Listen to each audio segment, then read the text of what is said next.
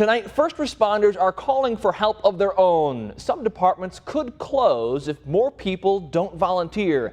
NBC 26's Shane Gustafson has our special report tonight. And Shane, what are you finding here?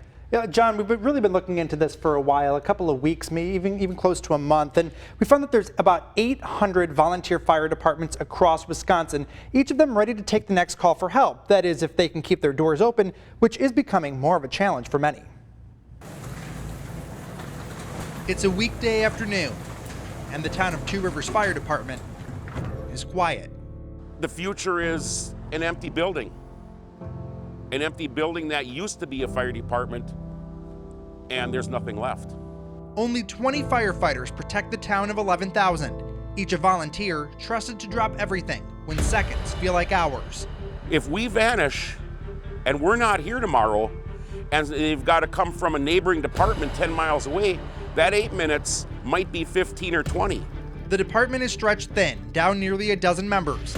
Not as many people signing up means fewer firefighters to go on calls, and recruiting more members is almost as hard as fighting the flames themselves. We need more people that are willing to do that. We just need them. But so does everyone else. The National Volunteer Fire Council says close to 100,000 fewer people volunteer for the fire service nationwide now than in 1983 when the record started. Why? Once they start finding out the commitment time, they seem to lose some interest. The town of Sheboygan is down to 34 firefighters. Urgency is setting in as more people decide the service isn't for them. On a scale from 1 to 10, I'll say, we're probably at about a 7 to 8 right now. Recruits have to train for 60 hours before they can fight a fire. That's in addition to state training and taking classes at the academy. There is some money for driving to a call in some departments, but for most, it isn't worth the risk. If they really want to do it, you're gonna know right away just by the look on their face, and you're gonna be able to talk to them a little more. And for these two towns, hiring full-time firefighters simply isn't an option. Do the math on those salaries and see how you're going to bust the town's budget terribly. Are they going to find an extra $400,000 for salaries? It's not there. Both departments hope more people volunteer to answer the call before the doors close one last time. If you call and nobody comes, what are we going to do?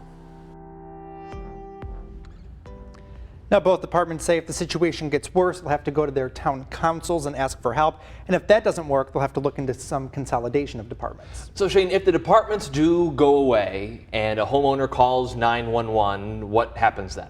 Well, it could mean a few different things. It could mean that your response times will be slower if you live in a rural area, like the Two Rivers Fire Department said. It could take about 15 minutes or more for other departments to get there.